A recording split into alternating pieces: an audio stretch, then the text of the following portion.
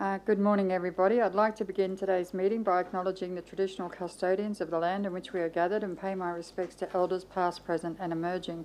Welcome to the City Infrastructure Committee meeting of the 13th of September. I declare this meeting open at 9:30 a.m. I'd like to advise attendees in the room that this meeting is being webcasted and audio recorded. I'd also like to acknowledge that Council has placed condolence books in the City Centre for local residents to sign. They're also in each of the libraries in our divisions, so if you feel the need to leave a message for the royal family, you may do so at our local libraries. There are no leave of absences to declare, so we don't need to do anything with that. Item 4.1 is a report from Loganlea Capital Works Program 2021 to 2022 Performance End of Year Review.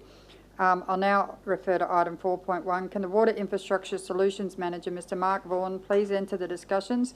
But before we open discussion on this item, do any councillors have a conflict of interest to declare? There being none, I now refer to Mr. Vaughan to open public discussion. You may proceed.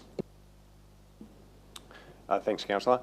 I was speaking to the Chair prior to the meeting. I understand that the councillors have had the opportunity to read the report. So I will just quickly run through the presentation or the highlights in the presentation and take any questions if there are any.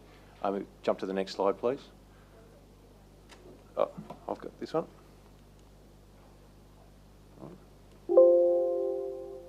Thank you. Okay, so the original adopted budget for Loganlea for 21-22 was 139.9 million. In January, we came and saw Council and said that we were able to significantly defer a number of projects that where we hadn't really reached the development triggers, and there was no need to commit to early expenditure. So the revised budget for Loganlea was 114.6 million. And the actual achieved performance was 107.9. There were a couple of significant delays in the second half of 21-22, primarily around the flooding that we all had to deal with, and there was at least a couple of sites that lost about 6 weeks' work. So that explains the major discrepancy there. If I could just jump to the next slide. The major items that I wanted to talk to. So yeah, we got just under $108 million worth of work done.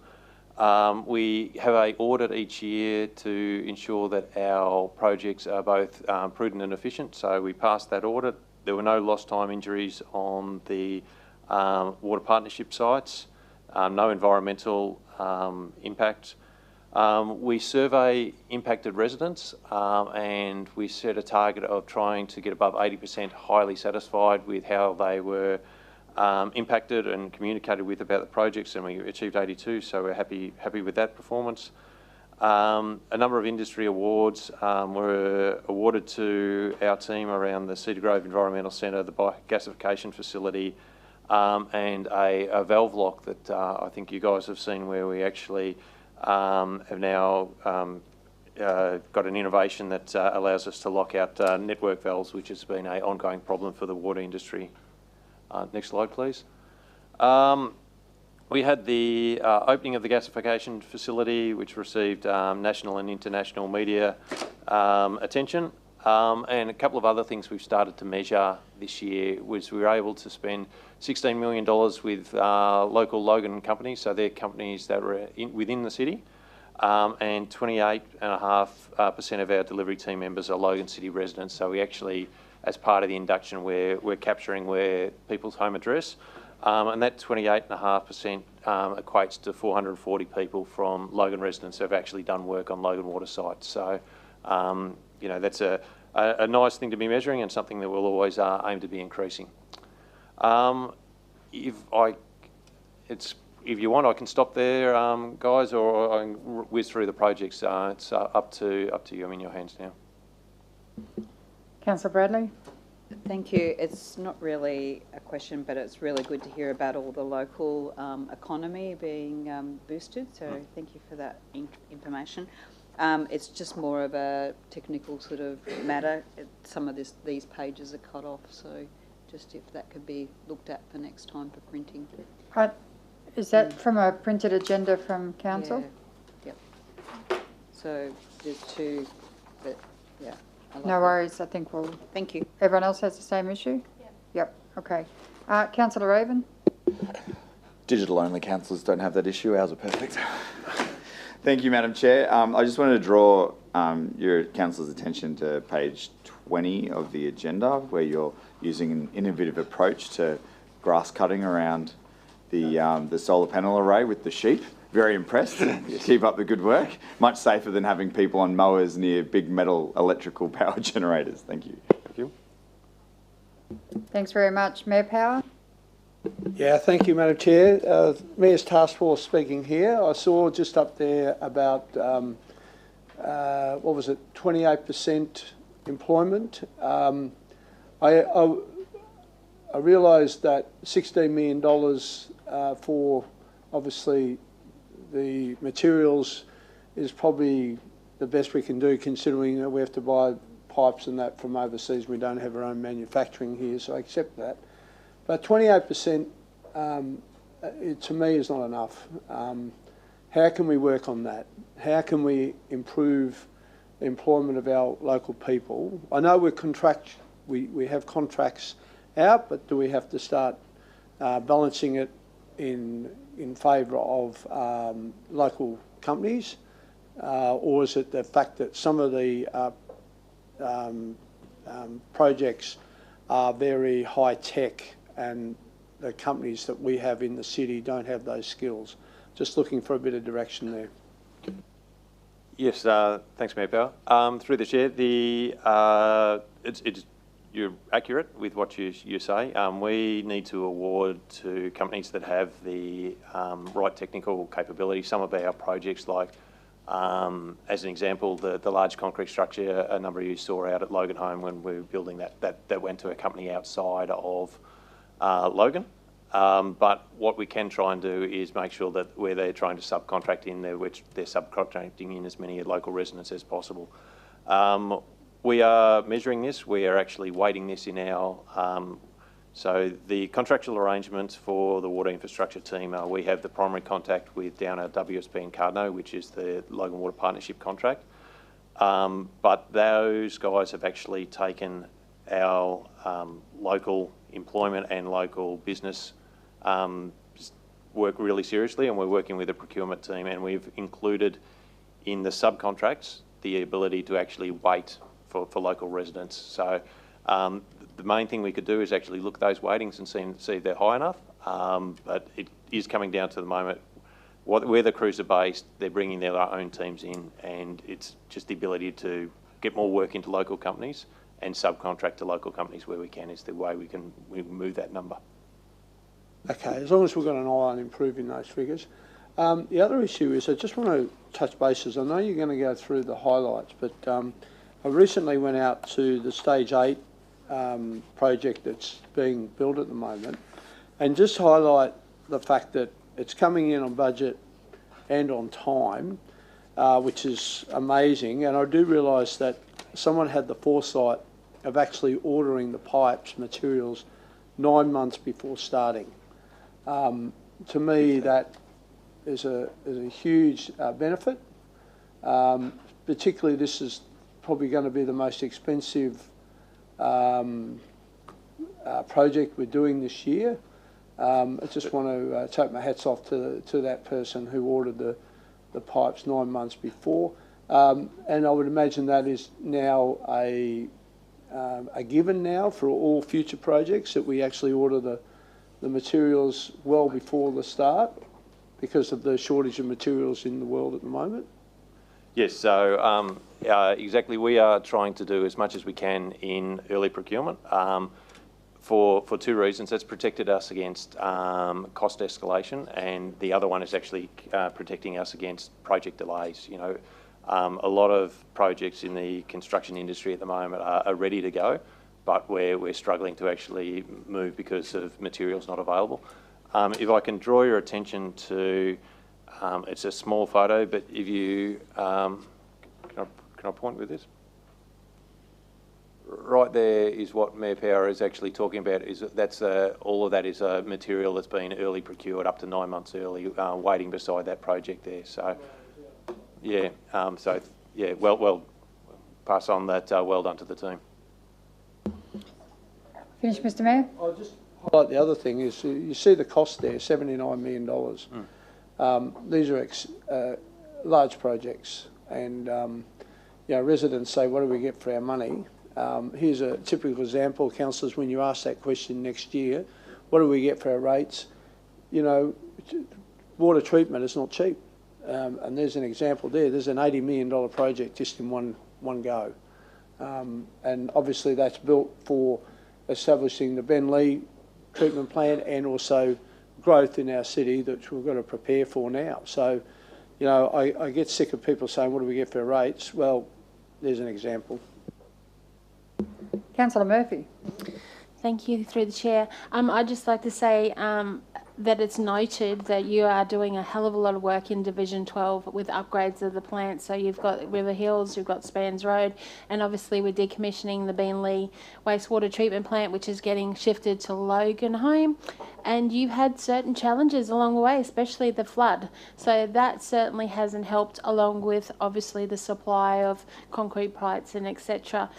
So I just wanted to pass on my thanks for the work that you're doing in my area. So thank you. Thanks, Councillor Murphy. No other councillors? Just from my perspective, Division 2 has seen a large number of fire hydrants replaced. The water infrastructure has been upgraded. The curbs and the drainage have been upgraded. And I think that it's gone really well. One of the things that Logan Water has done right is actually hail people, make sure they have their notices on time, but also protecting the vulnerable people in the community, the elderly and the disabled. If they're having lengthy delays without water, they're being very kind and actually taking them bottled water. So thank you very much to the team on that. If no other councillors have anything to add to that, we'll have a motion up on the board in a moment.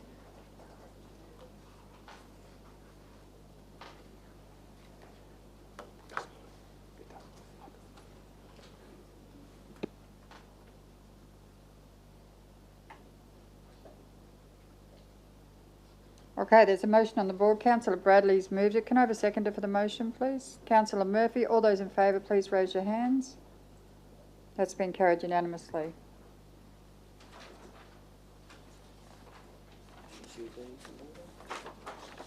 Does anyone have any general business for the water infrastructure manager? Do you have any general business for us, Mr. Vaughan? No, I don't. Thank you. Thank you very much for your time today. Thanks, guys. Okay, so we're moving on to item 5.1. I'll now refer to item 5.1. Can the Acting Road Infrastructure Delivery Manager, Mr. Simon Malouf, please enter the discussions? Before we open the discussion on this item, do any councillors have a conflict of interest to declare? There being none, I now refer to Mr. Malouf to open public discussion. You may proceed. Thank you. Thank you very much, Madam Chair. I too will take it as read, the report, but I just wanted to probably drill on a few key highlights. Obviously,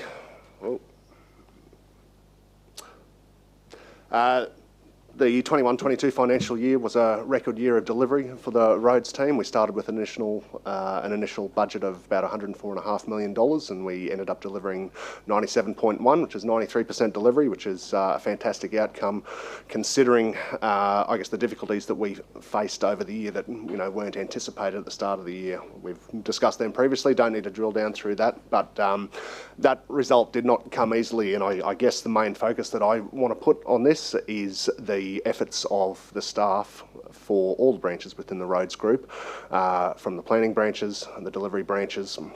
That result only came through people constantly reviewing what they were doing, making new plans, and doing a lot of work that they wouldn't normally need to do. On top of their normal workloads, we also recruited a record number of staff during that period, which again takes people out of the equation to undertake those recruitments. So I can't thank the teams within the roads group enough for their efforts to contribute to that record result. It's a real shame we didn't hit the $100 million, but which would have been a nice milestone, but a fantastic outcome nonetheless. I won't necessarily run through all of the individual projects that contributed to that, but there we go. but certainly some major milestone projects with the Woodlands Master Drainage Project delivered very successfully, came in under budget substantially, so a really well-run project by the team in difficult circumstances. Sorry.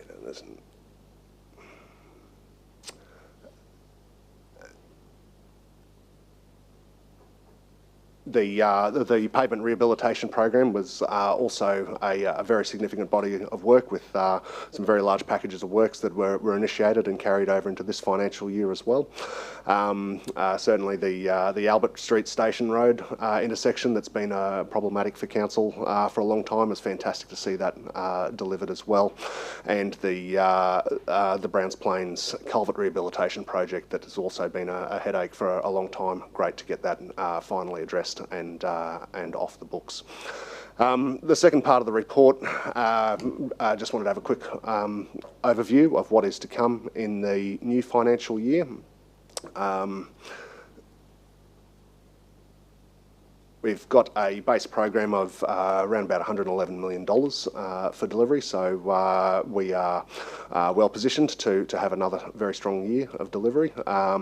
We've got a lot of work in the pipeline and some very exciting projects that are coming up. The Chambers Flat Road project between Mount Lindsay Highway and Kingsway, that is now underway. That will be a great improvement for that very flood-prone road. We will be commencing the Loganlea Road upgrade, so the 6th laning of Loganlea Road between University Drive and the Noojaloo Road. That will be the largest project that we have commenced in the roads program. I'm pleased to say that the quotations closed yesterday for that one, so we are well into the procurement for that one, and we're looking forward to that project starting up later in the financial year. Another big year for master drainage. Kelly Street and the Cowper Street catchments in Eagleby will be undertaken. Between those two projects, that's some $30-odd million in master drainage projects to address some long-standing issues there. Exciting to be able to get them underway together. We also commencing the Middle Road roundabout in the coming weeks. We've got site work starting out there this week with the contractor mobilising to site. That has been a long-term issue for the city, so we're very pleased that we can finally start to deliver stage 1 of that roundabout, with future stages to come in future years. Mundoolan Road pavement rehabilitation will be a key project for commencement as well. But plenty of other, really good and important projects for the city to be getting underway. So the teams are looking forward to getting stuck into those projects and continuing to navigate, I guess, the difficulties that we are seeing in industry that we don't really sort of see abating anytime soon. But that's what we have in store for the city. Thank you very much, and I know that you skimmed across a lot of it because councillors had read their reports, and I really do appreciate that. You should be able to shout it from the rooftops, but you have us to do that, so that's absolutely fantastic. First up, we've got Councillor Murphy, followed by Councillor Bradley, Raven and Wilcox.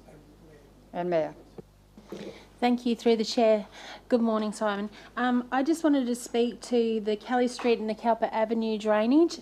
If possible, could I get a bit more of an update? I do believe I'm meeting with Mitchell shortly, but this upgrade, which is $32.6 million, which is a large investment again for our city and well needed, also impacts other jobs that we've got waiting to be done, from traffic calming on Cowper Avenue to updates of the community hall, and it even affects the Eagleby Giants with the drainage failing on their fields. So I know that this has been delayed due to supply, which you can't control, but if you could keep me up to date, that would be good, because it does impact other jobs as well.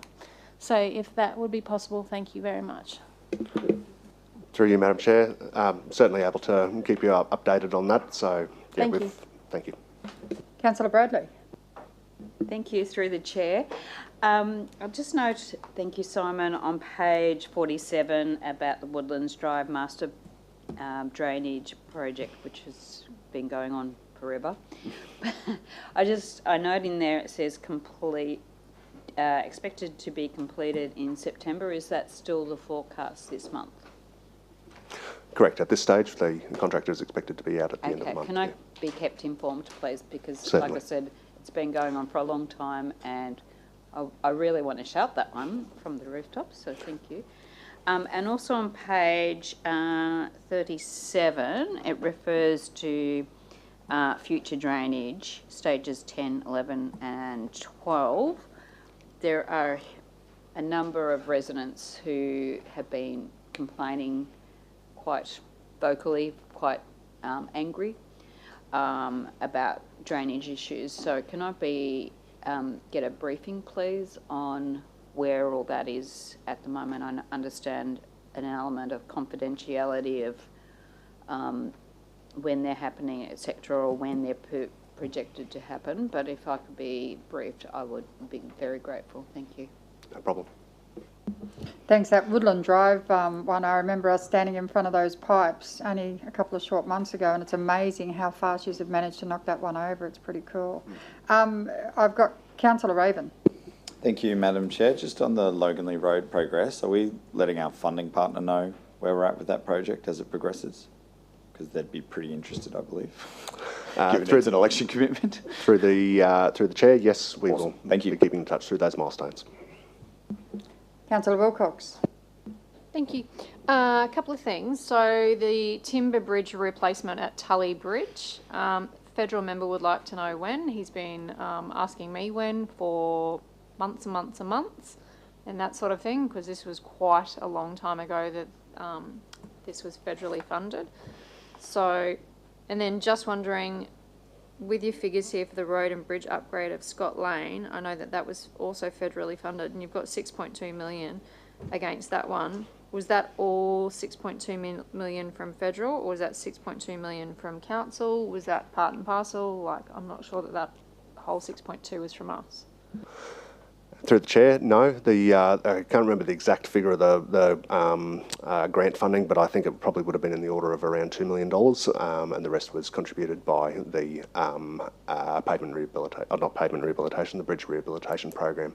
I just wanted to clarify that through the reset of the SRIA that we have now got completed as of June, that project we were successful in then getting that escalated as a Tranche 1 project, which means we can actually now pay for that project out of the PDA program and return the funding back to the bridge rehabilitation program. Thanks. And with the Middle Road, Teviot Road roundabout upgrade, great to see that works are starting this week and that sort of thing, but it would be nice if all the branches spoke to each other, because the grass program has been motoring along there this week. I drove out this morning and they've literally done the shoulders that you're about to work on, which was a bit bizarre. But also with it being, it's only $1 million, which was funding that I saw from my other councillors. I've asked for a costing on this. I don't need a very detailed costing, but I do want to know what is happening within the project, because I'm concerned that you're actually doing part of stage 2 in the stage 1 funding. I can't see how we would be doing anything from stage 2 within stage 1. The stage 2 works require a substantial amount of land, and we are working within the existing road corridor for the project. Happy to discuss it further if you've got specific details. I'm more than happy to meet with you. I'm specifically wanting to know if the house is getting knocked down on the corner, because that should be in stage 2, and I've heard that they're about to knock that down. It will be unrelated to the actual works, but we will take the opportunity to remove that house. It needs to be demolished, so we can include that in the project, but that won't be funded by the stage 1 project. Excellent, good to hear. All right, if I can sit down with someone and talk about the financials of it, because I want to make sure that we're actually spending the whole $1 million on the project and not having funding left over or anything like that. Again, happy to discuss. I know we have discussed that several times. I guess we have finalised a solution that will meet the purpose of it, and we have the cost return from the contractor. And but yeah, we're happy to discuss that. Thank you. And just one last thing. When you said that we've had several impacts to project delivery, with the projects that we've actually had put up in this capital works program, was there anything that wasn't completed, or have we completed everything in the last year? Through you, Madam Chair, no, certainly we have faced a lot of difficulties with projects. Projects have been running behind time, and there are projects that we would have liked to have commenced but have not been able to commence due to a whole host of reasons, from human resourcing to material resourcing have been probably some of the bigger problems. I guess what I want to highlight is that we've been able to bring forward other works where we can to make sure that we can maintain our level of delivery for projects that have been able to be, I guess, delivered slightly ahead of when they had anticipated. So we're still obviously using our prioritised statements of intent to govern the sequencing of works. But yeah, we're certainly trying to keep the program on track through bringing forward other projects that are ready for delivery.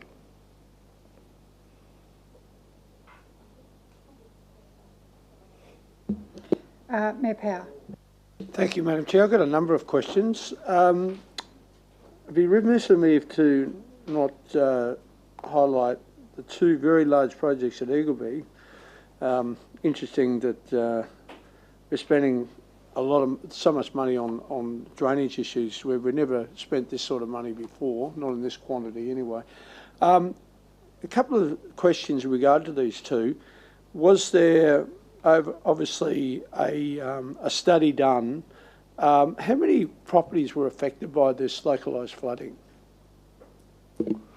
Through you, Madam Chair, I couldn't give you the exact figure in the room here today, Councillor, but yes, all of the master drainage projects are affected due to flooding impacts within living areas of properties. That's how the statements... The reason why I asked this was there an option to actually purchase some of the properties rather than producing the work there?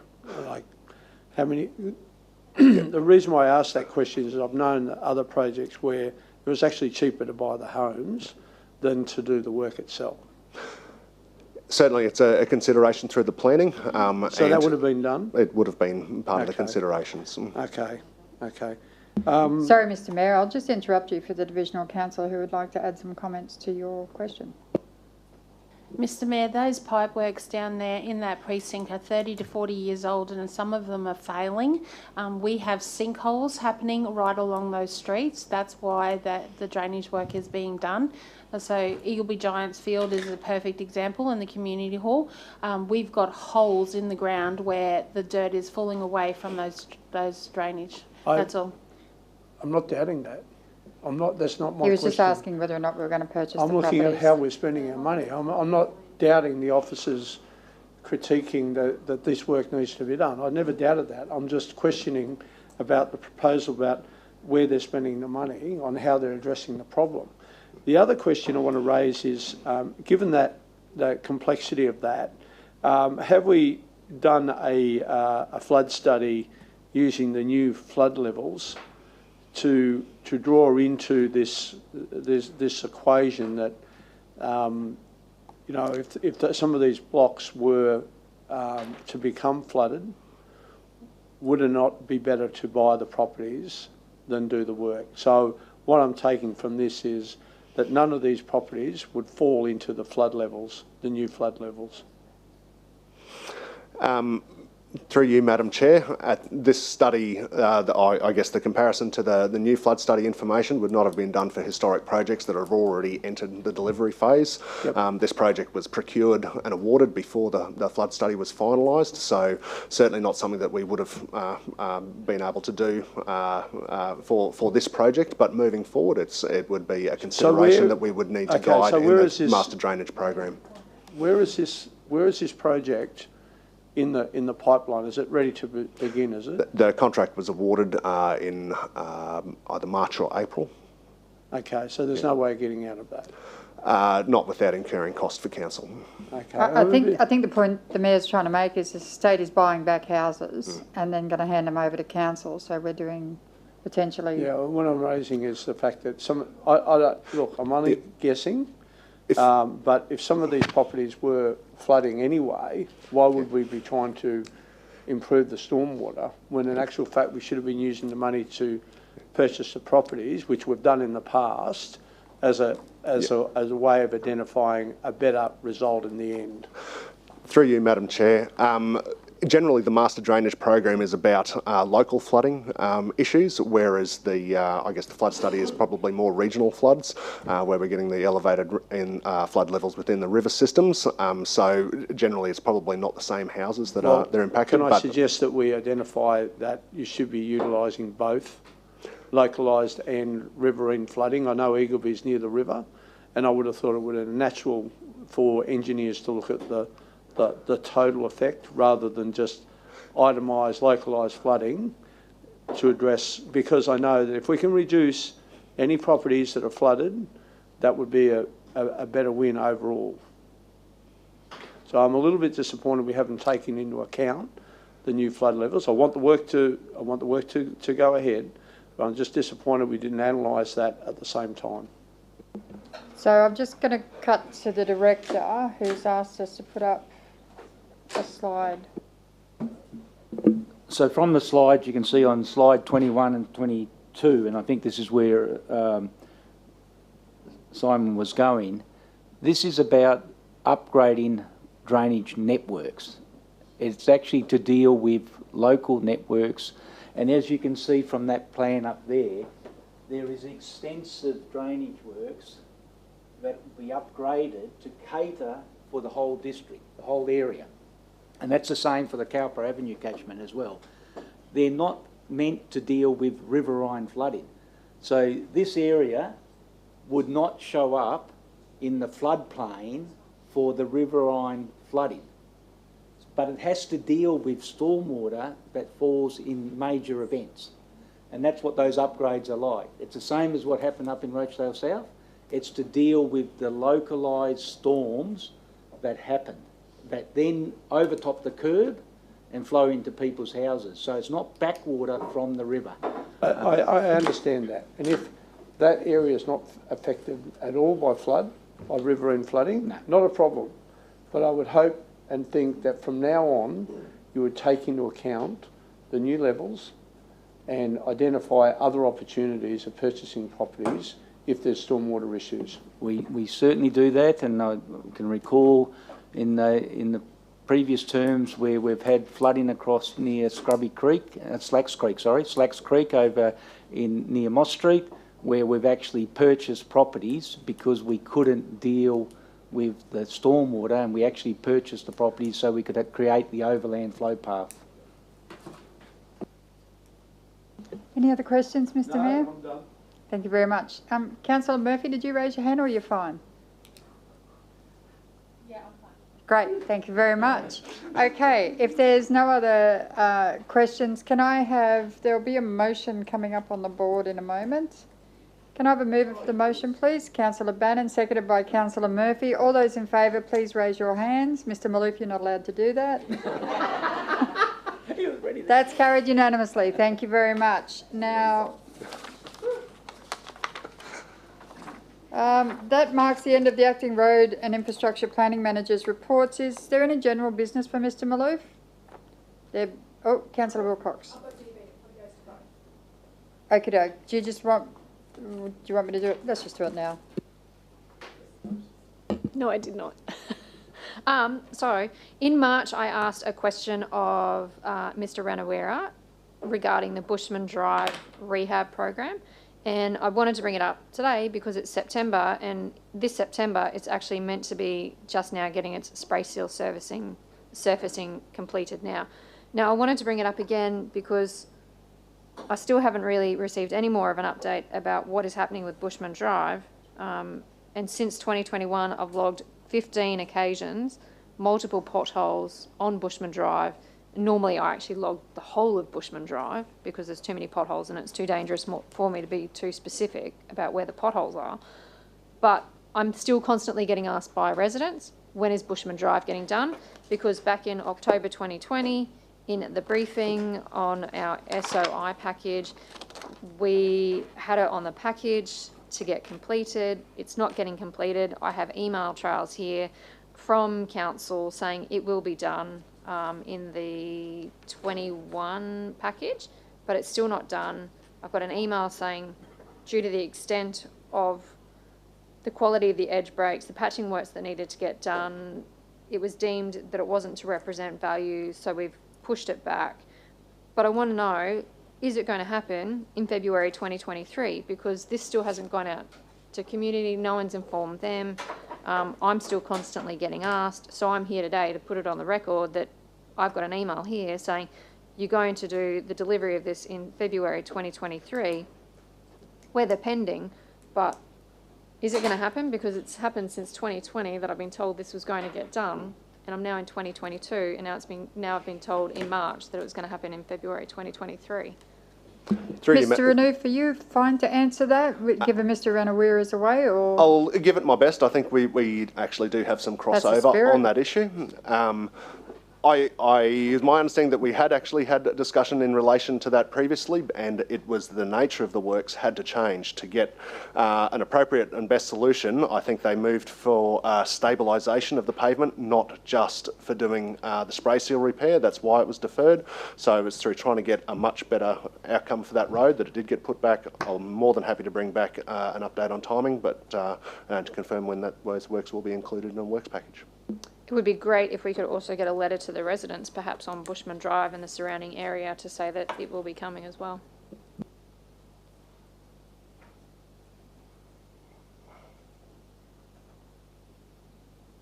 Thank you. Does anyone else have any business for the manager? Mr. Maloof, do you have any business for us? Thank you very much. That completes our agenda for today. Does anyone have any other general business that they want to raise with the director? There being none, I declare the City Infrastructure Committee meeting of 13 September concluded at 10:07 a.m. Thank you very much.